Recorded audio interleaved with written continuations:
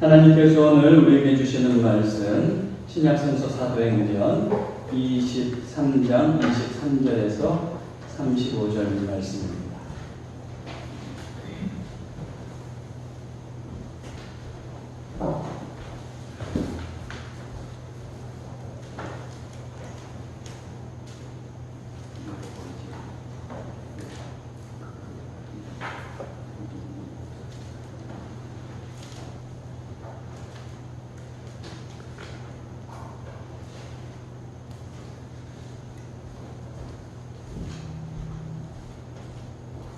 자, 이 계시의 말씀을 우리 한 절씩 교독하겠습니다. 백부장 둘을 불러 이르되 밤 3시에 가이사랴까지 갈 보병 200명과 기병 70명과 창병 200명을 준비하라 하고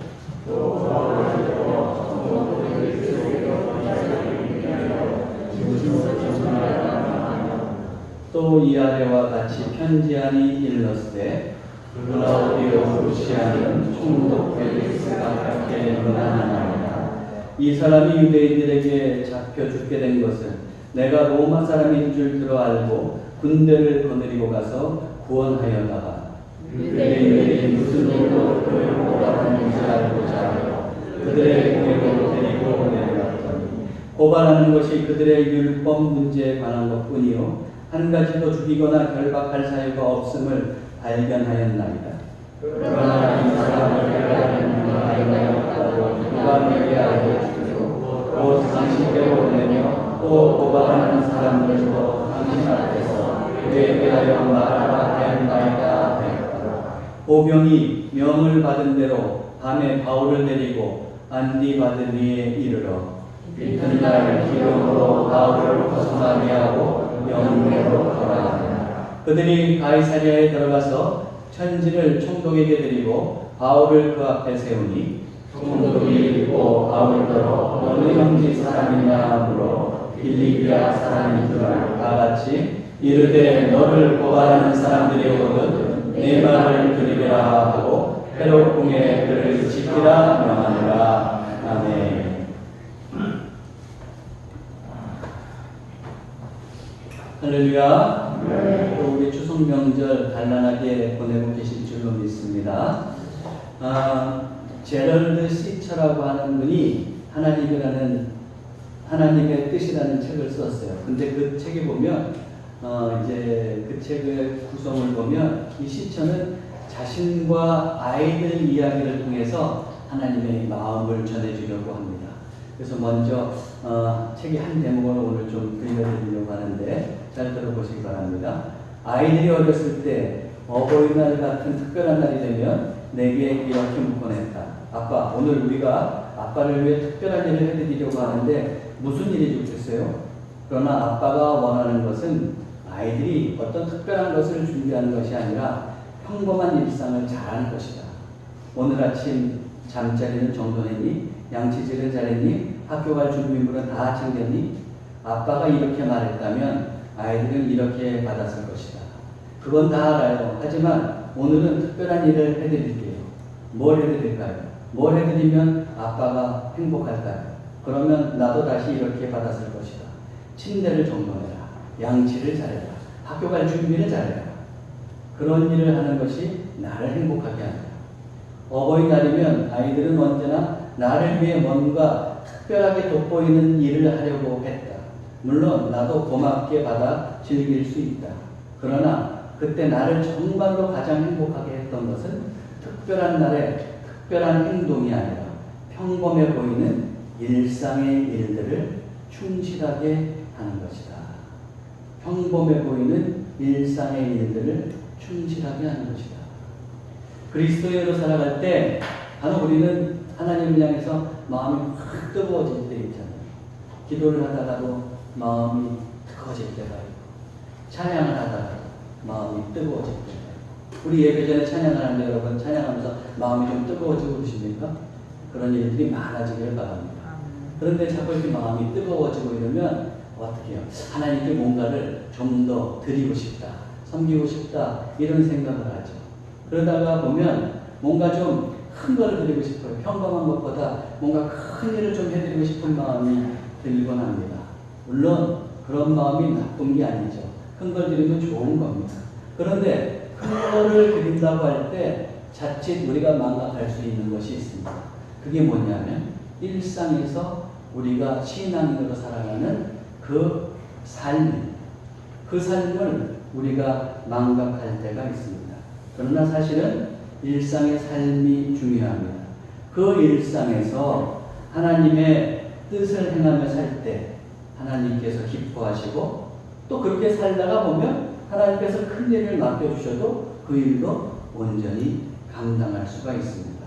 일상에서 하나님께서 원하시는 성품으로 사는 것이 중요하다는 것을 우리는 깨달아야 됩니다. 그리스도인이라면 누구나 다 무엇보다도 구원의 확신이 있어야 되죠.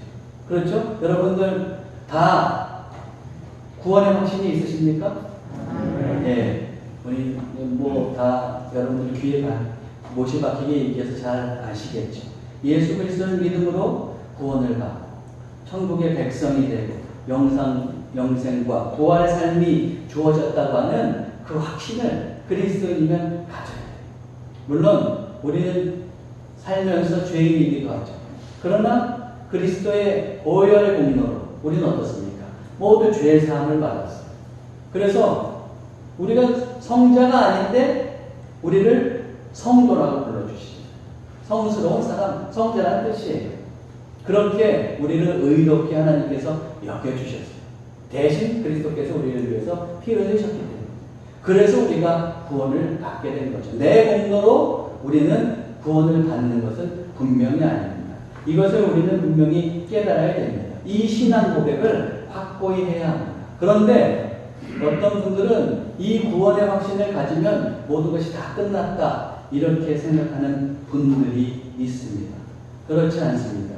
우리는 이 생을 살아가는 동안에 계속 믿음을 가지고 믿음의 사람답게 살아가야 됩니다. 물론 내가 믿음의 사람답게 산다고 해서 그것이 나를 스스로 내 공로로 구원에 이르게 해주지는 않아요. 그러나 하나님은 우리를 거저 예수 그리스도를 믿음으로 구원의 백성으로 삼아주신 다음에는, 그 다음에는 우리가 하나님 나라에 가는 날까지 거룩한 백성으로 살아가기를 원하세요. 우리는 이 생을 살아가는 동안에 계속 믿음을 가지고 믿음의 사람답게 살아야 됩니다. 우리의 인생은 신앙의 여정입니다. 믿음을 완수한다는 것은, 완성한다는 것은 쉽지 않습니다. 어떤 때는 잘 되는 것 같아요. 그런데 또 어떤 때는 제자리 걸음인 것 같아요. 또 어떤 때는 퇴보하는 것 같습니다. 또 어떤 때는 실패합니다. 왜 그럴까요? 우리가 완성되지 않은 신앙의 여정을 아직도 가고 있기 때문에, 끝에 이른 것이 아닙니다. 그렇기 때문에, 여정이기 때문에 우리는 또 실패하기도 하고 제자리 걸음을 걷는 것 같기도 하고 그런 경험을 하게 됩니다. 그런데 우리의 여정은 분명히 아직 완성되지 않은 여정이지만 그 여정은 꼭 나선형과 같은 여정이에요. 여러분 화면에 이 스쿨 나사원 보이죠? 거기에 보면은 줄이 이렇게 나 있잖아요. 그렇죠? 그러면 줄을 따라가면 어떻게 될까요? 제자리에서만 돌아요? 아니죠. 줄을 따라서 어떻게 됩니까? 계속해서 상승하고 나중에는 꼭지점에 이르게 됩니다. 우리의 신앙의 여정도 그런 거예요. 뭐예요? 우리가 신앙의 여정을 우리가 신앙으로 살아가게 될 때 어떤 때는 내가 제자리 쳇바퀴 도는 것 같아요. 그렇지만 원위치에 있는 것 같아요. 열심히 달렸는데 또 원위치에 온 것 같아요. 그런 생각이 들지만 나도 모르는 사이에 하나님은 나를 어떻게 되는 거예요? 조금씩 진보시켜 주시고. 그래서 결국에는 하나님께 이르게 하는 겁니다. 이것이 바로 신앙의 여정인 겁니다. 자, 우리는 이렇게 해서 조금씩 진보하며 살아가게 됩니다. 그때 하나님의 인도하심을 받아야 되는데, 하나님의 인도하심을 받으면서 우리는 어떻게 합니까? 이 일상을 소중히 여기고, 그리고 이 일상에서 그리스도의 성품을 가지고 하나님의 뜻대로 살아가려고 하는 것이 중요합니다. 그리스도의 성품을 가지고 살아가시는 것이 중요해요. 그때 하나님께서 조금씩 우리를 인도해 가시고 영적으로 성장시켜 주십니다. 일상에서 그리스도인다운 성품의 사람으로 산다고 할 때 우리는 무엇보다도 정직할 필요가 있어요.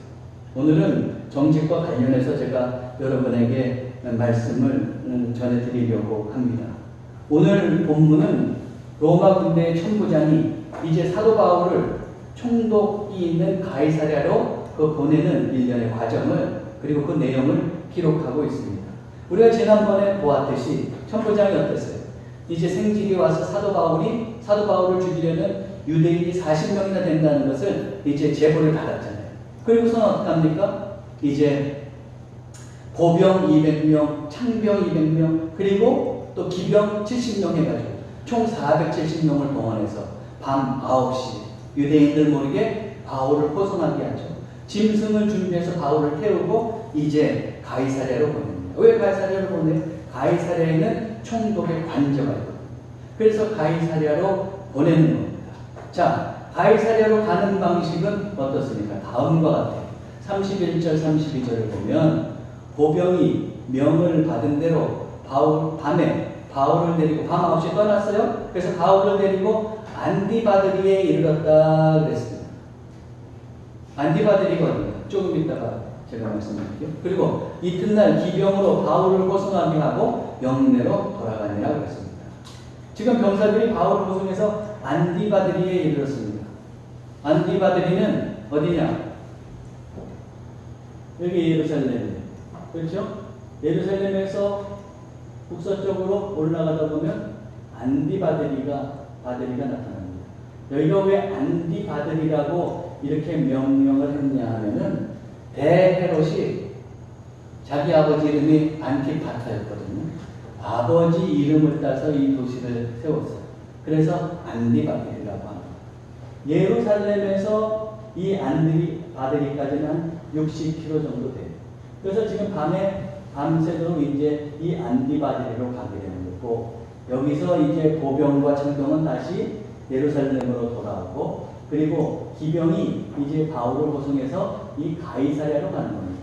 그런데 예루살렘에서 이 안디바드리까지는 산악지대, 그리고 산악지대를 이제 지나서 이 평지가 나타나면서 가이사랴로 이제 가게 되는 겁니다.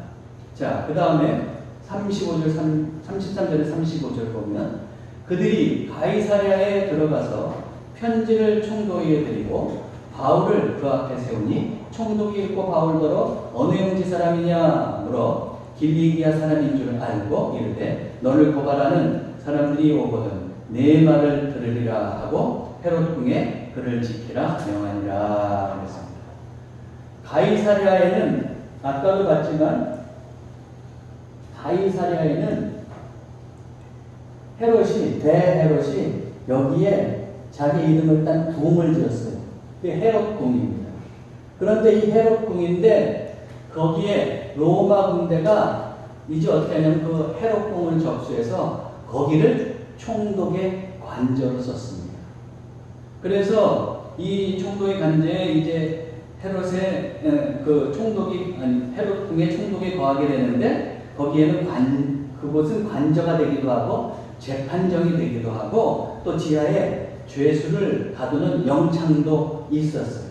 지금 로마 기병은 이제 바울을 데리고 여기까지 이른 겁니다. 가이사랴에 특별히 헤롯 궁에 이르는 거예요. 거기서 이제 총독을 만나고 총독 앞에 바울을 세워놓고 그리고 천부장이 적어준 그 편지를 전달해 준 겁니다.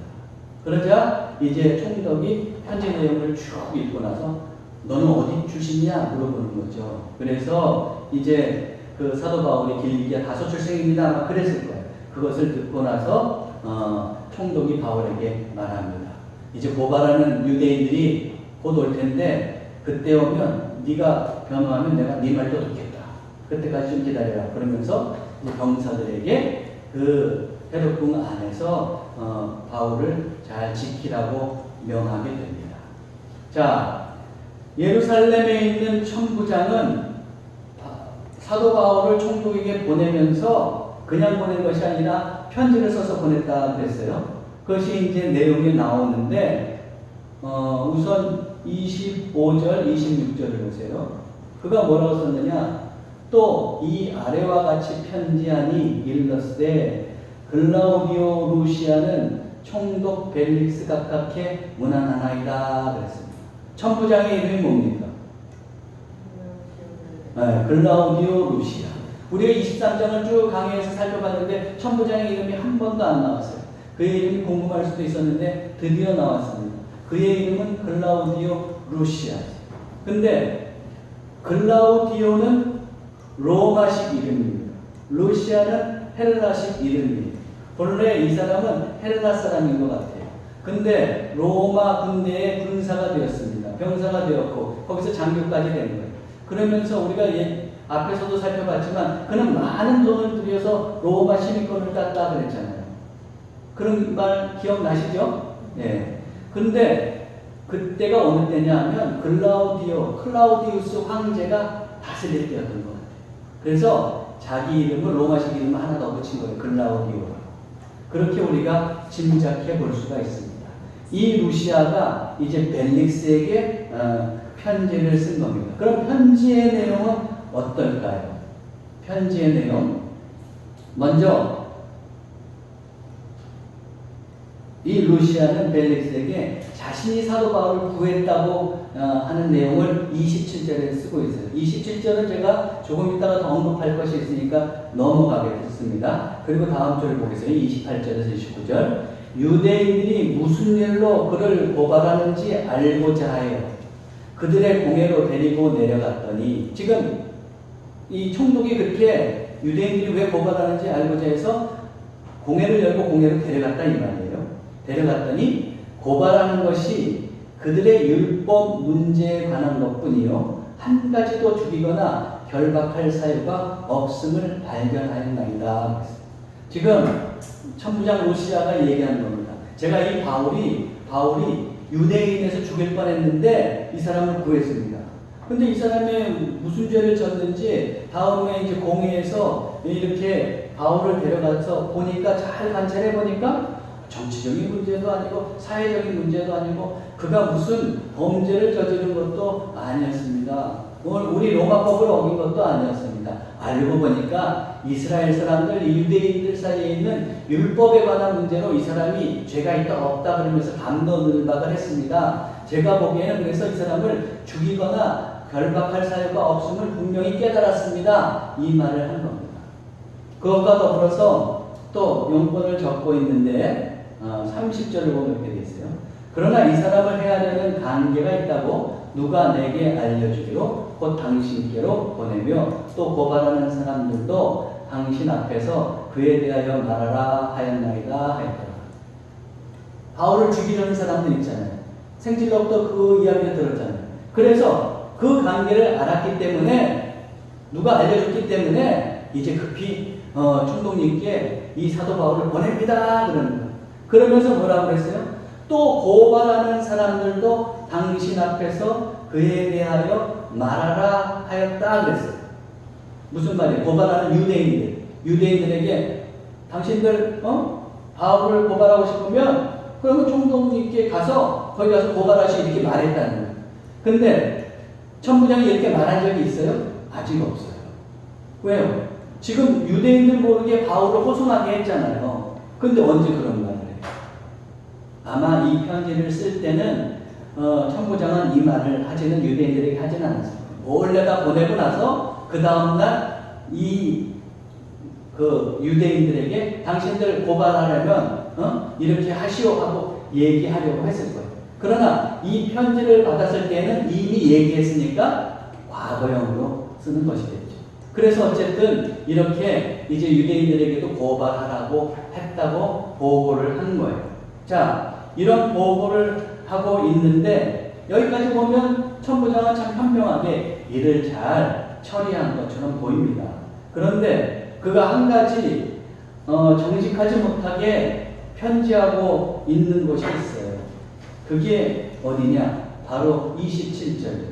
27절 같이 한번 읽어보세요. 시작. 이 사람이 유대인들에게 잡혀 죽게 된 것을 내가 로마 사람인 줄 들어가려고 군대를 건드리고 가서 구원하였다. 이게 사실입니까? 거짓입니까? 맞아요? 틀려요? 네? 틀려요? 뭐가 틀려요? 네? 뭐가 틀려요? 틀리면 틀린 이유가 있어요. 네? 뭐가 틀리냐? 반은 맞고 반은 틀려. 천부장이 유대인들 사이에서 바울이 막 매맞아 죽을 뻔했는데 안티아니아 요새에 있다가 그 보고를 받고 소동이라는 보고를 받고 급히 달려와서 바울을 구한 거는 맞죠. 그리고서 어떻게 해요? 그를 데리고 영내로 들어갔어요. 안토니아 요새로 데려간다? 맞아요. 구원한 건 맞습니다. 그런데 그리고 나서 어떻게 했어요? 저자가 무슨 죄를 졌는지 백부장에게 명령하기를 뭐라고 했어요? 저자가 무슨 죄를 졌는지 채찍질 해가지고 신문해라 그랬단 말이에요. 그랬죠. 그랬더니 사도 바울이 뭐라고 그랬어요? 아, 나는 로마 시민인데 당신이 나를 그렇게 함부로 대해도 됩니까?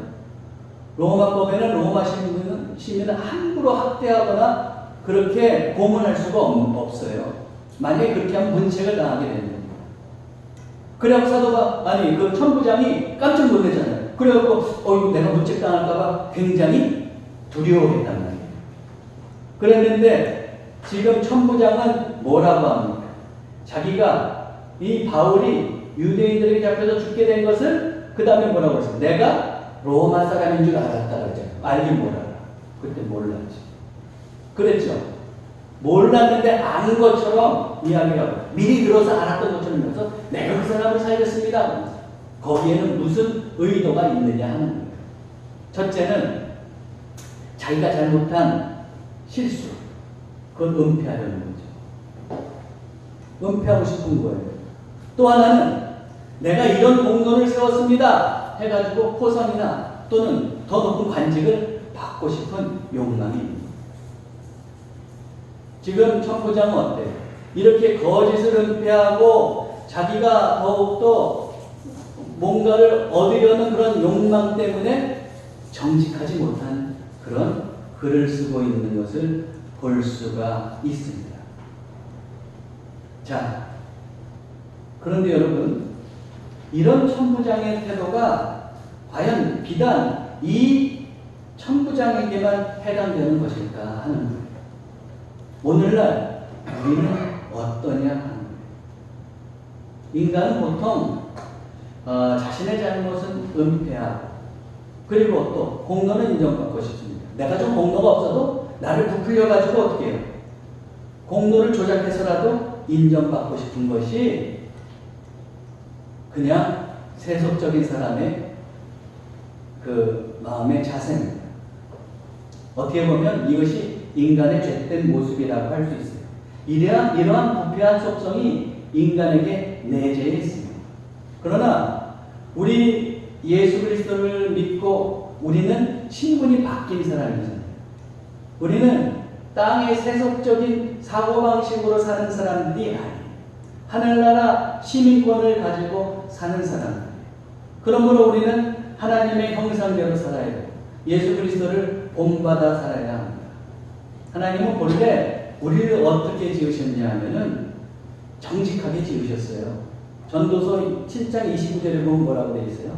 내가 깨달은 것은 오직 이것이라. 곧 하나님은 사람을 정직하게 지으셨으나 사람이 많은 꾀들을 낸 것입니다. 하나님께서는 우리를 정직하게 지으셨다.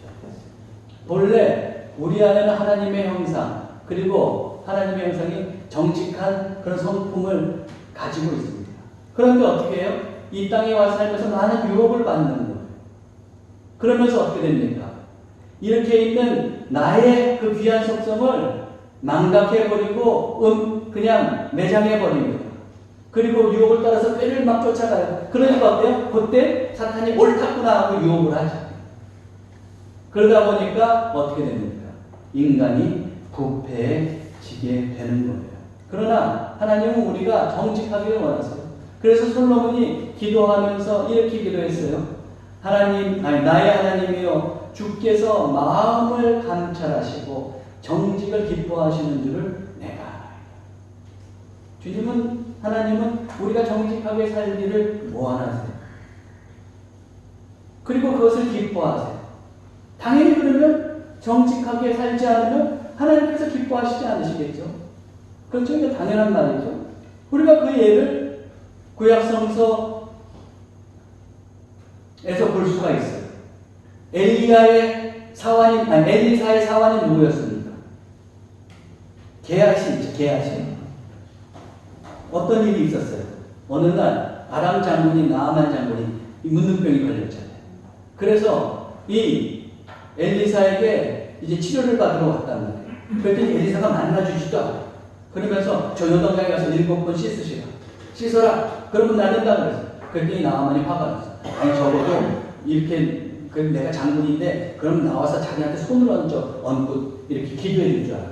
그럼 치료받을 줄 알아요. 근데 그냥 요단강에서 씻으라는. 그래서 화가 나서 돌아가려고 하는데 막 부하들이 말이잖아요. 아니 더한 일도 할 텐데 그걸 못하십니까 장군? 그래가지고 믿져야 본정이다 그러고 정말 7번 들어갔다 나왔는데 피부가 문둥병에서 그냥 아기 피부처럼 그냥 우유빛 피부로 싹 변한 거야. 하얀 피부로. 얼마나 감사했겠어요. 그래서 자기가 가져온 예물을 다 드리려고 하는데 엘리사가 절대 안 하겠다. 그 돌아가죠. 근데 게하시가 사환이 거 보니까 저 아까운 거 좀 받아야 되는데 그것을 어떻게 합니까? 그 엘리사 몰래 막 달려가가지고 잠깐 부르는 거예요.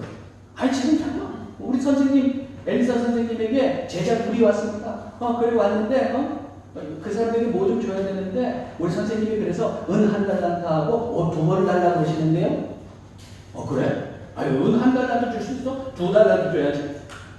그래서 2달란트 2벌 줬다. 자기 집에다 싹 대하시면 다 숨겨놓죠. 그리고 왔을 때 엘리사가 너 어디 갔다 왔냐? 당근죠. 그러면서 했을 때 엘리사가 어떻게 해? 너 어디 갔다 왔냐? 그럼 빨리 어떻게 해? 무릎 꿇고 잘못했습니다 이렇게 해야지. 그래야 용서받는 거 아니에요. 그래야 되는 거지. 근데 여러분들도 애들 키워보셔서 아시겠지만 뻔히 부모는 다 아는데 아내가 끝까지 우기면 더 화나는 거예요. 근데 꼭 게하시가 이렇게 뻔뻔하게 거짓말해요. 저는 아무 데도 안 갔다 왔는데요. 그랬더니 어떻게 합니까? 열왕기하 5장 26절 17절 보잖아요. 엘리사가 이르되 한 사람이 수레에서 내려 너를 맞이할 때 내 마음이 함께 가지 않느냐. 지금이 어찌 은을 받으며 옷을 받으며 감나원이나 포도원이나 양이나 소나 남종이나 여종을 받을 때이냐. 그러므로 나아만의 나병이 내게 들어 내 자손에게 미쳐 영원토록 이르리라 하니 게하시가 그 앞에서 물러나오매 나병이 발하여 은같이 되었더라. 어때요? 정직하지 못한 것 하나님께서 기뻐하시지 않아요. 인간은 살다가 보면 실수는 할 수 있어요. 그렇죠? 그러니까 여러분 실수해서 솔직하게 고백했는데 그러고도 막 좋으면 안 돼요. 그리고 정말 진심을 담아서 사과하면 그걸 용서해 줘요. 우리 그리스도. 근데 어때요? 때로는 어떻습니까? 잘못했는데도 정직하게 그것을 고백하지 않을 때가 있어요. 그럼 하나님께서 어때요? 기뻐하시지 않는 거예요. 그러므로 우리는 어때요? 정말 우리 안에 정직한 속성이 있음을 우리가 알아요. 그리고 하나님께 정직하게 살기를 원하신다는 걸 알면 당연히 정직하게 살아야 돼요. 그런데 여기서 문제가 있어요. 어떤 문제가 있나요? 그냥 평상시에 그냥 정직하게 살아서 아무 문제 없으면 좋은데 때때로는 나의 이익이 걸려있는 거예요. 그때 그 입장에서는 어떻게 되냐면 내 생사가 걸려있는 것 같아요. 그럴 때 여기서 정직하지 않으면 다 모면할 수 있을 것 같아요. 그럼 그때 여러분 어떻게 해야 될까요? 어떻게 해야 돼요? 이익을 쫓아갑니까? 아니죠. 그리스도인이라면 그때도 정직할 필요가 있어요. 그러면 손해본다고요? 여러분 그냥 눈에 보이는 거 손해만 생각하지 마세요. 그리스도인으로서 우리가 정직할 때 그때 물론 외적으로 손해보는 것도 있을 수 있지만 그러나 유익한 게 더 많아요. 먼저 정직하면 어떠냐면 마음의 평안을 얻을 수 있어요. 당장에 정직하면 내가 잘못해서 정직했을 때는 그에 상응하는 대가가 주어질 겁니다. 잘못을 인정하면, 그러므로 시인하면 어떻게 돼요? 육적으로 고통을 당할 수도 있어요. 그러나 분명한 것은 그런 외적인 고통을 당할 수 있지만 마음은 어때요? 고백했기 때문에 평안하다. 여러분 안중근 의사 다 아시죠? 안중근 의사니까 의사 선생님은 아니에요. 그렇죠? 네. 안중근 의사 다 아실 거예요. 근데 어릴 때 이런 일이 있었다.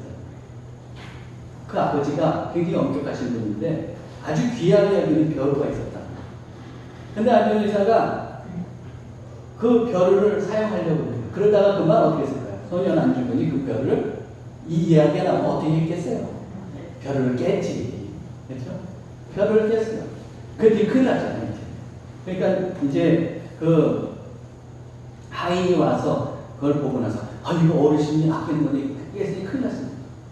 도련님 어떻게 하면 좋아요? 그러다가 그러면 이렇게 합시다. 제가 청소하다가 실수로 깨뜨렸다고 말할 테니까 절대 말하지 마십시오. 소년 안중근에게 그렇게 이야기합니다. 그런데 안중근은 어떻게 했냐면 고개를 절레절레 흔들어. 그러면서 그 즉시 자기 아버지를 찾아가서 무릎을 꿇고 이야기하고 있거든요.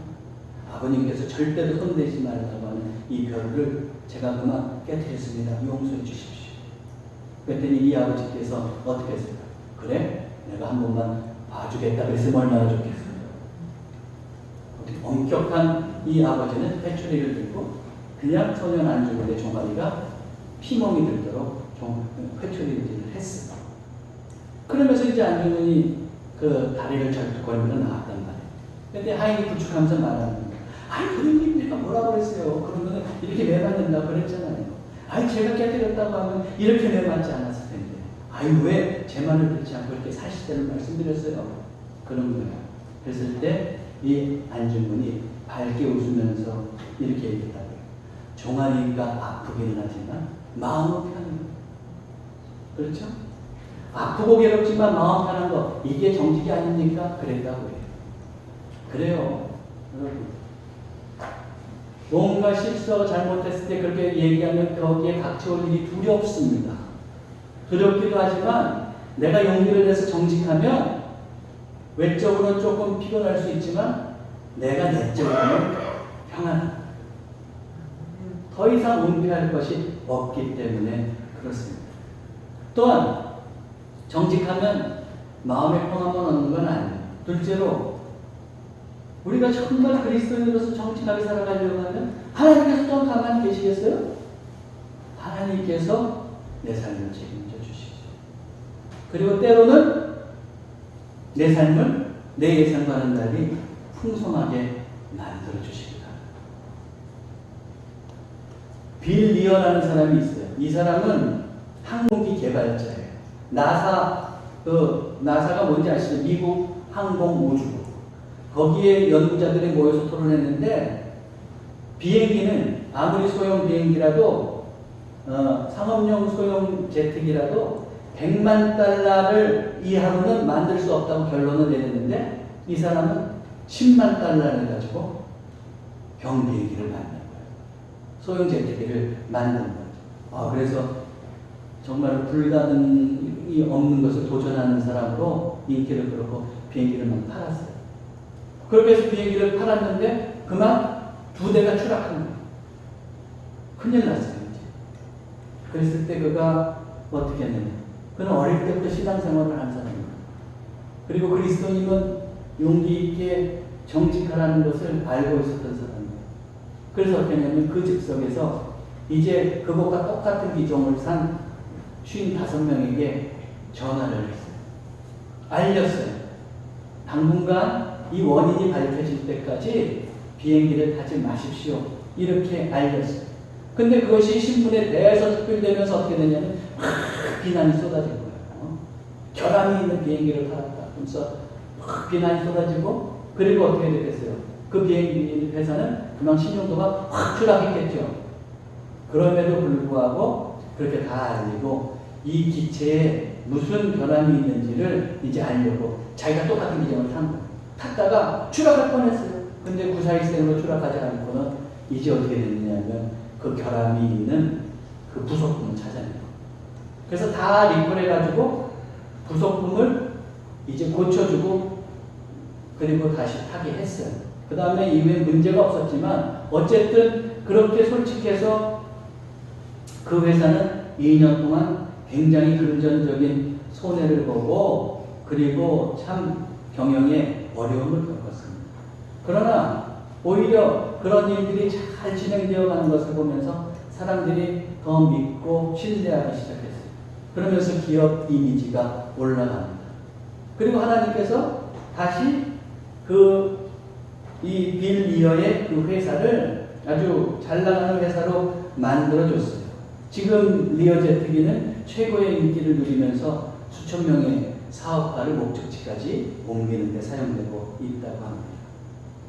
빌 리어는 그 회사의 평판은 하나님께 맡기고 자신은 오로지 고객의 생명을 보호하려고 했다고 말했습니다.